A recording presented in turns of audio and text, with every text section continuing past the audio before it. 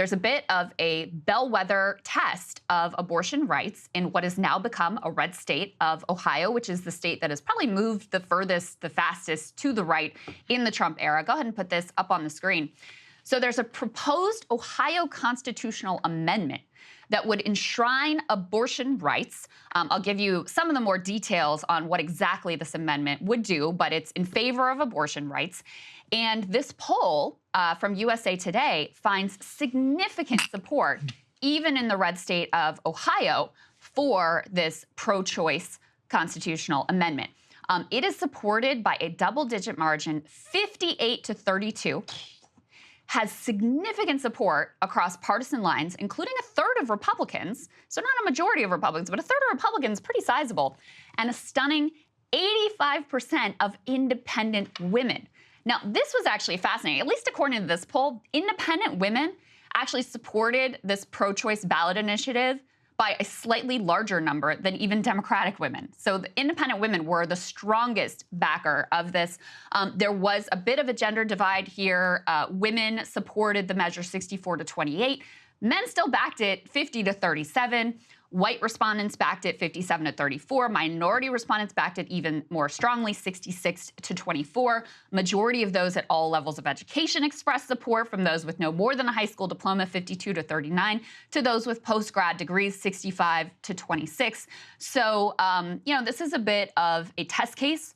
There has long been, a strategy of George W. Bush used to do this as well, of getting ballot initiatives onto state ballots to try to drive up turnout when it's an issue that is important to a group of voters. So this is potentially going to be on the ballot this fall in Ohio, and one that's going to be closely watched for whether the Dobbs decision and the overturning of Roe versus Wade remains the motivating factor and motivating issue that it certainly appeared to be in the midterms. Yeah, and Ohio law says all you need is 50+1 in order to win. You don't need a supermajority to pass in the ballot measure or to amend the state constitution, which is kind of crazy, actually, whenever you think about it. Let's look back, a trip down memory lane at Kentucky, the reddest state so far to actually have a statewide referendum on abortion, rejecting the constitutional amendment that would have banned it.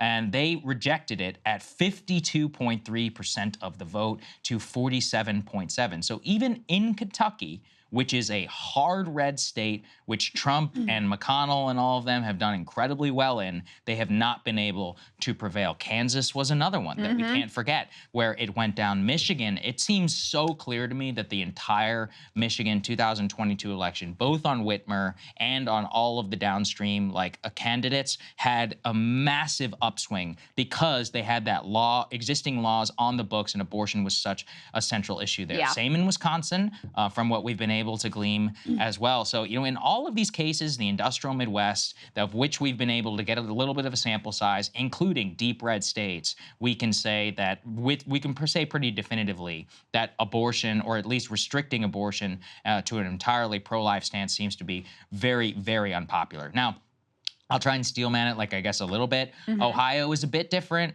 In general, they have a much more Catholic and evangelical population than the other industrial Midwestern states. They're much harder red, as they say. They talk about in there the 2004 same-sex, the gay marriage fights from 2004 were pretty vicious in Ohio, not only 20 years ago. So it's a little bit more religious, maybe more likely. But, if I were to peg it against Kentucky, I just think that if we compare those two, then, I think we have a decent enough sample size. And I've always said this, over 1/3 of voters who voted for Trump in 2016 were pro-choice. I mean, and not a lot of Republican elites want to grapple with that fact. That's why you get to the Roe consensus around a 67%. Well, it doesn't take a genius. We got a 50-50 country. You take 50 and then you add 1/3 of the other party. What do you get to? Around 65%. That's pretty much almost exactly where things seem to shake out. Yeah. Even in red states, whenever we're looking at some of this polling. So it's not a shocker if you actually pay attention. The polling for abortion rights has largely shown that post-Dobbs, support for the pro-choice position has gone up. I do think in Ohio, I wanted to note some of the specifics about what this constitutional amendment would actually do. It basically would enshrine Roe versus Wade as the law of the land in Ohio, so abortion could be banned after viability, when a fetus could survive outside the womb. That's basically how things were before Roe was overturned. So, it would be bringing that state of affairs back to Ohio. You mentioned Kentucky. I have to mention this, even though it's a little bit off topic. They have their gubernatorial election this year. They currently have a Democratic governor, Andy Beshear, whose dad had also been governor previously. So the Beshear name, very well known in the state of Kentucky. He was on the right side of the teachers' strike and really, built a lot of credibility there. Numbers just came out. He's one of the most popular governors in the country. Even though he's a Democrat who, is in a very red state. I've forgotten the numbers, but a huge proportion of people who don't like Joe Biden still like Andy Beshear. He's up against a very strong, I think, Republican contender, the AG Daniel Cameron. Yes. And the polls show him in the lead right now. So interesting state. Kentucky is not as predictable as people always think, especially at the state level. But on the polling front, with regards to abortion, I do want to throw in this caveat that people feel very mixed on this issue, and it depends a lot on how the question is even phrased and how it is asked. So put this up on the screen. So this poll, and I think this was a Harvard-Harris poll, asked people, do you think Supreme Court was right or wrong in each of the following recent rulings? And one of the questions was, abortion laws should be left to the states instead of being a national constitutional right. So basically the question in here is, do you think that Dobbs was correctly decided? But they asked it in this way of abortion should be left to the states. Well, a majority actually agree with that position. They're like, yeah, sure, it should be left to the states, 56% to 44%.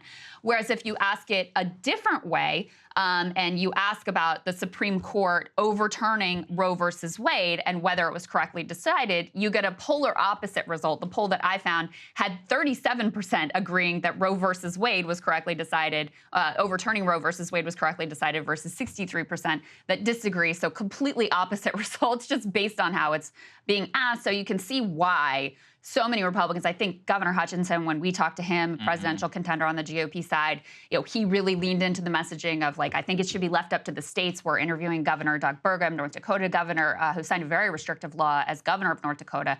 And when he had the opportunity to do that, but he uses very similar language about it should be left up to the states. You can see why they're doing that, because they're on decent ground there. But in terms of what is actually coming up for votes, and the ballot initiatives that are coming out and the legislators that people are voting for and the framing of this issue, it has so far been pretty devastating for Republicans. I agree. And I think that the Democrats need to have a concerted effort to drive out votes, to just say the Roe consensus is what is on the ballot, very clearly. This is what we are defending. We just want to return to the previous system, which was icky, but which most people privately were like, yeah, I'm pretty much okay with it. And as long as you stick within that framework, I really think it's actually a Bill Clinton-esque, almost 1992's era message, safe, legal, and rare. The more you depart from that and you try and, defend late-term abortion up until 9 months and all that, that's when the Republicans generally do seem to win. Obviously, the state message is going to be important, but that's also been flipped around, I've seen, actually quite cleverly by some Democratic lawmakers who will come out and will say, well, yeah, you're right, it should be left up to the states, so that's why we need a state ballot measure. Go ahead, let the state decide. Not why should the state legislature do it? Let the people actually weigh in. And when that happens, of course, they know they're on good footing, and it dramatically drives up turnout. The problem is that you can't just lean into it should be left to the states when you have active efforts at the national level to codify a ban at the federal level. So it's okay, well, should it be left to the states, or are you all pushing for a lot more at the federal level? You've got presidential contenders like Mike Pence, even though, he's not going to be the Republican nominee, but he still has a loud voice within the Republican Party, and certainly in terms of media coverage, pushing for an out-and-out national ban. And you have quite a few Republican members of Congress who are on board with that. So it really makes it more difficult to message should be left to the states when they're not actually interested in leaving it to the states. Yeah, well, you're right. And that is why, Lindsey Graham, I actually still think, I'm curious what you do. Lindsey Graham, remember when he got in trouble with the Republicans for proposing 15 weeks? In my reading of that, it wasn't putting abortion up. They were like, no, privately, Lindsey. They're like, we want way less than this. We don't want 15 weeks. Why are you trying trying to tie us to something which is more or less restrictive than what we've actually been able to sign in the states. That's kind of how I was reading it whenever he put it forward. Yeah, that's right. Yeah. They were mad. They were like, 15 isn't stringent enough. Right. It needs to be 12. It needs to be 6. I mean, that's what you see being pushed by conservative activists at the state level. The people who are most invested in this issue are the people who have the most fringe positions. So yeah, the pushback was, I mean, I think there were a lot of feelings about that of just like, you know, this sort of satisfies no one. You're pushing for a national abortion ban, but then you're not going far enough to satisfy our own activist base. So it made it kind of a muddle, but you know, it's a lot more politically palatable position certainly than 6 weeks or the moment of conception and some of the other things that have been pushed at the state level. Yeah, so we'll keep an eye on it. Could be a very interesting bellwether race. Hey guys, if you like that video, go to breakingpoints.com, become a premium subscriber, and help us build the best independent media organization on the planet. That's right. We're subscriber funded. We're building something new. We want to replace these failing mainstream media organizations. So again, to subscribe, it's breakingpoints.com.